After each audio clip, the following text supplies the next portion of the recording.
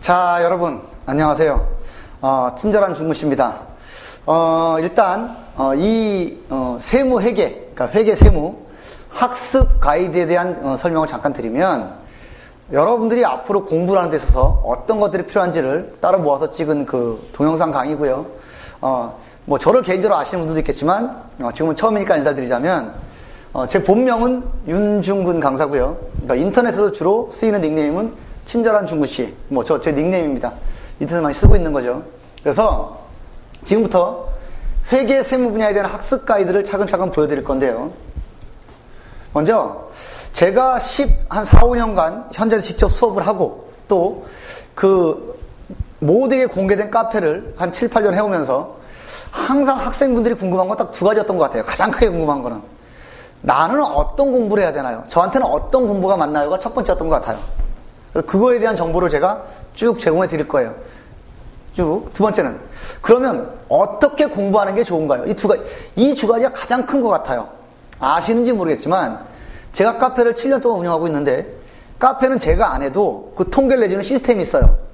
어떤 연령대가 들어오고 어떤 걸 궁금해하고 어떤 질문을 많이 했고 남녀 성별은 어떻고 있는데 통계적으로 그래요. 가장 궁금한 거 나한테는 어떤 공부가 필요한가요? 나는 어떤 공부를 해야 하나요? 이게 일부예요.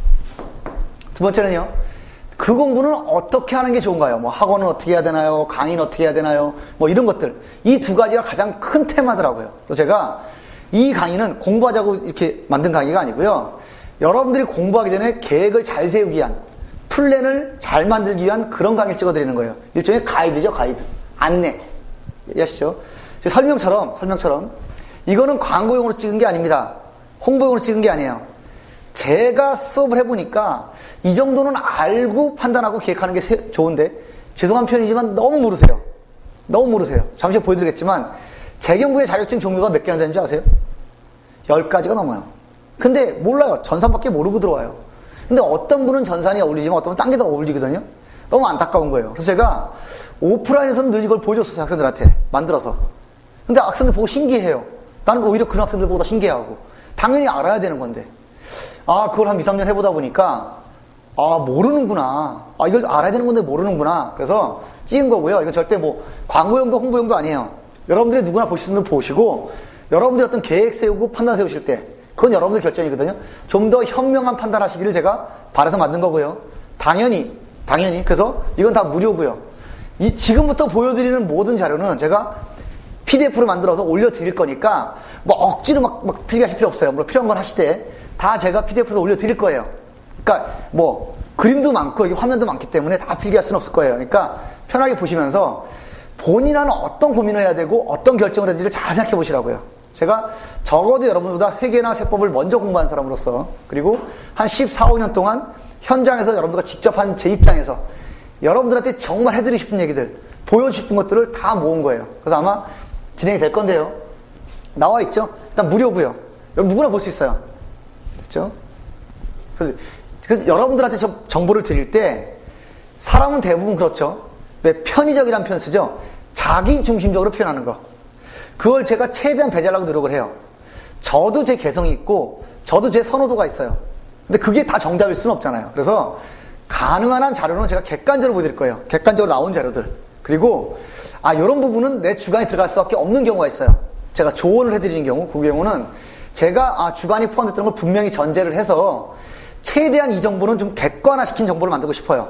판단은 다 다를지라도. 그래서 전반적으로는 객관적인 자료를 여러분들 보여드릴 거지만 중간중간 어떤 분석이나 판단할 때는 제 주관이 좀 들어갈 거예요. 그건 제가 그때 말씀을 드릴게요. 여러분들은 여러분들의 판단을 하시면 돼요. 이해하시죠? 그래서 일단 이 두 가지라는 거, 지금부터 보실 건 두 가지라는 거예요. 그리고 일단 취지 저드렸죠? 저는 여러분한테 좀 객관적이고 좀 더 정확한 정보를 좀 드리고 싶은 욕심이 있어요. 그래서 의외로 이게 내용이 좀 길어요. 제가 해드리고 싶은 얘기를 다 모았고 보고 싶은 걸 다 모았기 때문에 의외로 OT치고는 좀 길어요. 하여튼 그래서 이렇게 일개 일부예요. 일부는 나는 어떤 공부를 해야 되나요? 나는 어떤 자격증을 따는 게 유리한가요? 이 내용을 쫙 보여드리는 거예요. 그래서 먼저 첫 번째 1강은 간단한 설명, 회계는 뭐고, 세무는 뭐고, 전산세무회계는 뭐고, 간단한 거 보여드릴 거예요. 개요. 두 번째는요, 우리나라에 있는 재경분야 자격증을 다 보여드릴 거예요.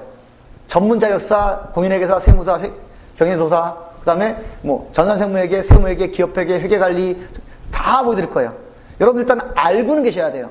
알고 판단하셔야 되니까. 모르면 판단이 제약되잖아요. 다 보여드릴 겁니다. 그리고 세 번째는 이 자격증들을 지금 얼마나 많은 사람들이 보고 있는지, 얼마나 많은 사람이 취득하고 있는지 이런 내용들을 보여드릴 거예요. 완전히 합리적이고 객관적인 정보로. 정보는 분명히 객관적인 거니까 여러분들은 보고 판단만 하시면 돼요. 아, 이건 이런 장점이 있구나. 이런 단점이 있구나. 나한테는 이게 맞겠구나. 이걸 판단하셔야 한다고요. 그래서 제가 수요조사, 얼마나 사람들이 보는지를 다 조사한 걸 보여드릴 거예요. 그 다음에요. 이 시험의 난이도. 합격률을 매번 다르니까 매번 보는 건 큰 의미가 없고요. 항상 평균을 내서 보시면 좀 더 명확해져요. 좀 더. 그걸 제가 쭉 8년 동안 분석해 놓은 자료가 있어요. 그것도 다 보여드릴 거예요. 보시면 돼요. 보시고, 아, 이 정도 난이도구나. 생각하시고 시험을 보셔야 한다고요. 그리고 마지막으로 여러분들 궁금해하시는 것 중에 하나인 실무학습, 실무 강의는 어떤 거 선택하셔야 되나. 그걸 간단하게 보여드릴 거예요. 이게 1부예요. 그 다음에 2부에 가서는요, 어떻게 공부를 해야 하는가. 나는 어떻게 공부를 하는 게 좋을까요? 그때 이 어떻게 공부를 해야 하는 거는 제 주관이나 이 분석이 들어갈 수밖에 없는 거죠. 그죠? 제가 아무리 학생들하고 많은 얘기를 하고 많은 설문을 하고 데이터를 가지고 있다고 하더라도 제 판단이 좀 들어갈 수 있는 부분이 이 부분인 거예요. 그때. 그건 여러분들이 판단하시면 돼요. 제 말이 저는 개인적으로 저만큼 객관적으로 데이터를 모으고 분석하는 사람은 없을 거라고 봐요. 저희 계통에 훌륭한 강사님들이 굉장히 많으신 걸로 아는데 저는 그쪽에 관심이 많거든요. 1시간 공부보다 중요한 게 1시간 여러분 설계를 정확히 하는 게 더 중요하다는 입장이어서 제가 데이터도 많이 분석하고 학생들하고 술도 많이 먹고 밥도 많이 먹고 얘기도 많이 하는 편이에요. 좀 더 객관적인 정보를 찾기 위해서. 그래도 100% 완벽할 수는 없어요. 그러니까 이 부분은 제 주관이 좀 들어갈 수도 있는 거니까 제가 설명을 드리되 여러분들이 좀 더 여러분 생각을 가미할 필요는 있을 것 같아요.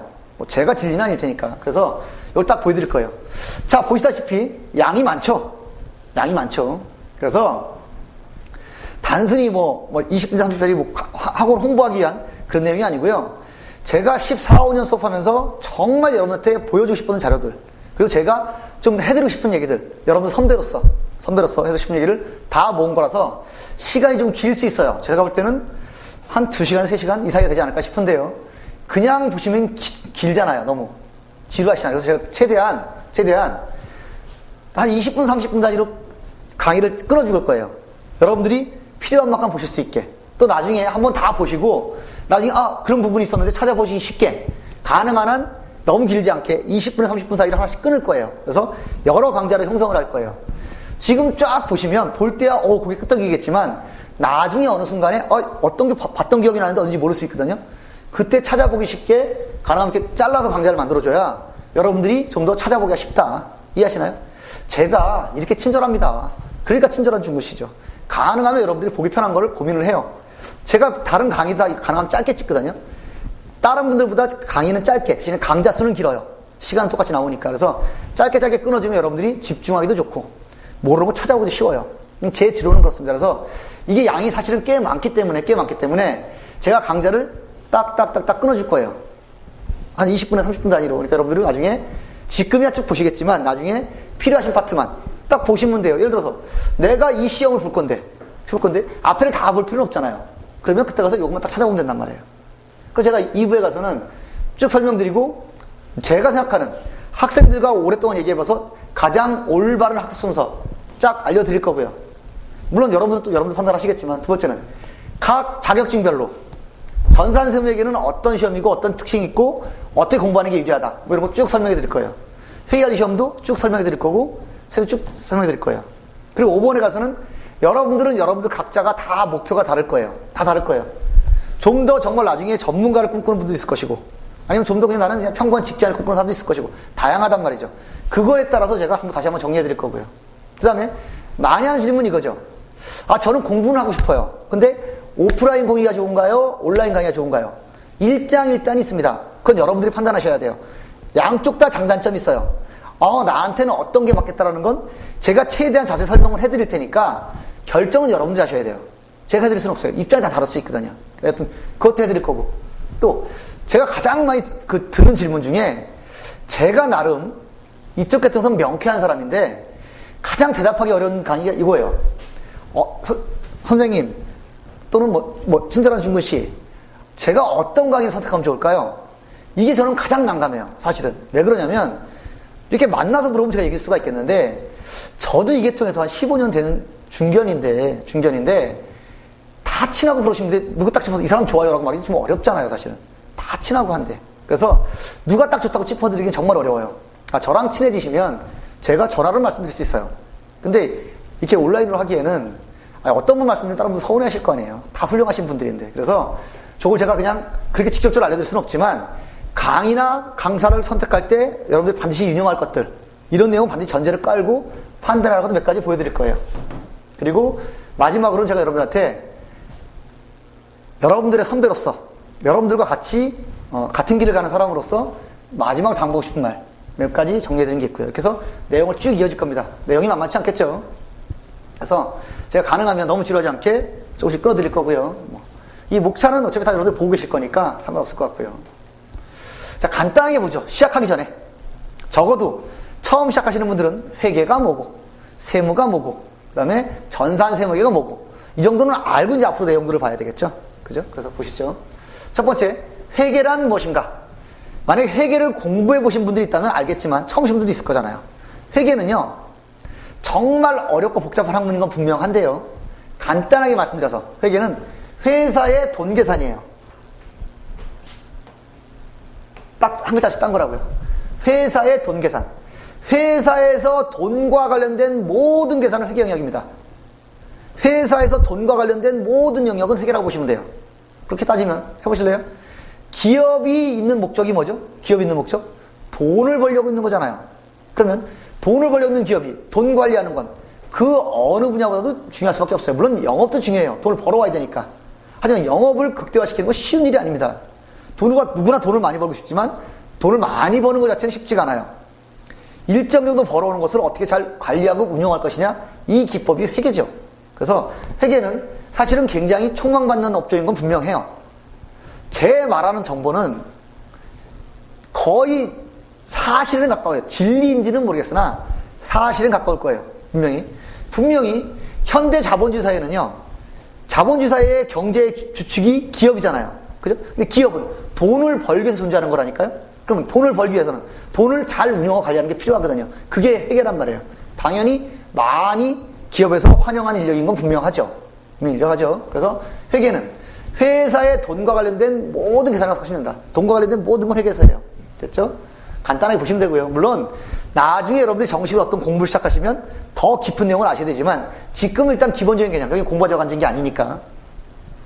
하여튼 그래서 회계는 기업체도 굉장히 선호하는 분야긴 합니다. 그럼 세무는 뭐냔 말이에요. 세무. 요거 줄임말이죠. 세금과 관련된 모든 업무. 세금과 관련된 모든 업무를 세무라고 해요. 세금 업무. 그럼 세무는 뭘 배우는 거냐? 자본주의 국가는요, 소득이 생기면 기업이든 개인이든 모두 세금을 내게 돼 있거든요. 법인은 법인세, 개인은 소득세, 물건 거래할 땐 부가치세, 다양한 세금을 냅니다. 그 세금을 좀 더 정확히 계산해서 성실하게 납부하는 이런 계산하는 업무를 세금 업무랍니다. 물론 여기서 말한 건 정확히 계산해서 낸다는 측면. 여기서 정확히란 말에 함정이 있죠. 모든 법이 있어도 경계는 모호한 거거든요. 거기서 아슬아슬하게 덜 낼 수 있는 방법을 찾는 게 전문가들이래요. 법을 어겨가면서 적게 내는 건 사기꾼이고 탈세자고, 법을 지키면서도 적게 낼 수 있는 방법, 전문가들은 가능하죠.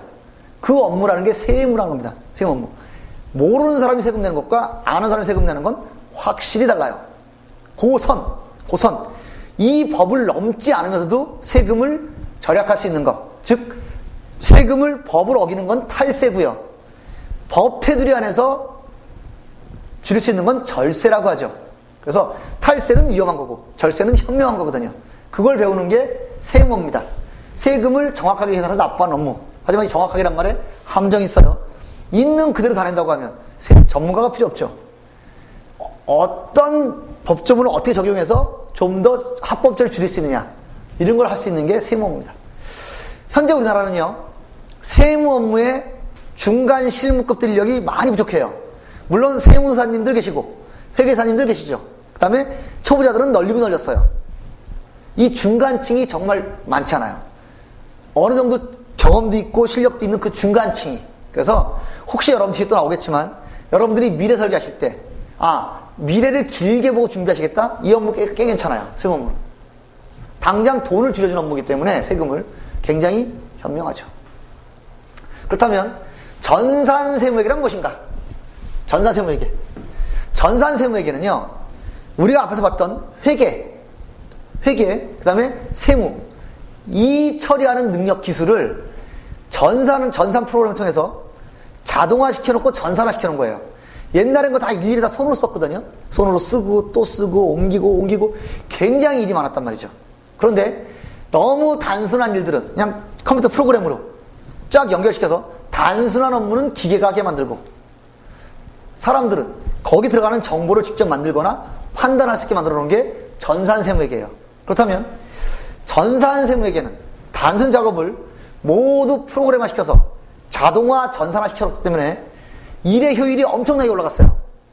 예전에 기업에서 격리사원들이 10명이 해야 할 일을 지금은 2명이 된다는 거죠. 프로그램이 잘 알아서 해주니까. 그래서 일단 사람 입장에서 좋은 건 아니죠. 일자리가 줄어드니까. 여하튼 기업의 입장에서는 굉장히 반가울 수밖에 없죠. 10명의 직원 쓰던 것을 이제 2명이만 하니까 굉장히 편해졌어요. 그렇죠? 그래서 현대 그 격리 분야에서는 전산세무회계가 일단 가장 촉망받는 분야라고 할 수도 있어요. 이게 전부는 아니지만. 그래서 대부분 여러분들 알고 계시는 자격증도 전산세무회계 자격증이 많죠. 그래서 현재는 일단 기업에서도 굉장히 많이 선호하는, 그리고 취업성이 높은 그런 분야입니다. 그래서 제가 3개 보여드렸죠. 회계, 세무, 전산세무회계. 다 다른 거 아닙니다. 회계는 회사의 돈과 관련된 정리. 그럼 세무는 이 돈 벌어들인 거에 대해서 세금 정확히 내는 업무. 전산세무회계는 이 2개를 묶어서 전산화, 자동화 시켜놔서 업무의 효율성을 확 늘려놓은 이런 거라 생각하시면 돼요. 이렇게 설명하면 적절한 예인지는 모르겠는데요. 예전에 회계세무가 사부로 땅을 파는 거였다면 전산세무회계는 포크레인으로 땅을 파는 셈이라고 생각하시면 돼요. 효율성은 명백하게 올라갔어요. 이해하시나요? 하지만 땅을 얼마큼 파야 되는지 이런 판단은 또 결국은 인간이 하는 거죠. 그래서 전산세무회계도 나중에 일정 정도까지 올라가게 되면 회계세무 그 학문 자체를 공부할 필요는 있어요. 차차 설명할 거고요. 그래서 간단히 보여드렸죠. 회계가 뭐고 세무가 뭐고 전산세무회계가 뭐고 간단하게 보여드렸어요. 자, 요건 제가 미리 말씀드리는 건데요. 자본주의 국가에서 경제주체는 기업이죠. 그죠? 그리고 기업은 돈을 벌기 위한 것이고요. 그 돈을 관리하기 위한 거는 회계란 말이에요. 또 그 돈 번 거에 대해서 세금 내는 건 세무란 말이죠. 당연히 자본주의 경제에서는 회계나 세무 분야가 타 분야에 비해서는 인정받고 촉망받는 분야인 건 분명해요. 제가 데이터를 보여드렸지만 분명합니다. 문제는 이게 전문성 있는 분야다 보니까 다른 분야처럼 뭐 탱자 놀면서 일을 한다든가 뭐 놀러 다닌다든가 이런 건 없어요. 일도 많고 좀 더 치열하고 대신에 또 하나, 대신에가 아니라 이 회계 경린들의 숙명은 뭐냐면요. 취업을 하신 후에도 이쪽은 지속적으로 공부를 해야 되는 분야예요. 왜? 내가 공부를 안 하는 만큼 나는 후배나 직원들한테 추월을 당하니까. 이쪽 분야만큼 알고 모르게 명확하게 티나는 경우가 드물어요. 뭐 마케팅? 이런 쪽 티 별로 안 납니다. 근데 이쪽은 바로바로 티가 나요. 그래서 이쪽 공부를 하시면 반드시 하실 것들은 이쪽 분야로 만약에 진출하시게 되면 취업을 하신 이후에도 꾸준히 공부하셔야 한다. 잊지 마시고 제가 미리 당부드려요. 장점은 타 분야보다 취업성, 전문성에서 월등해요.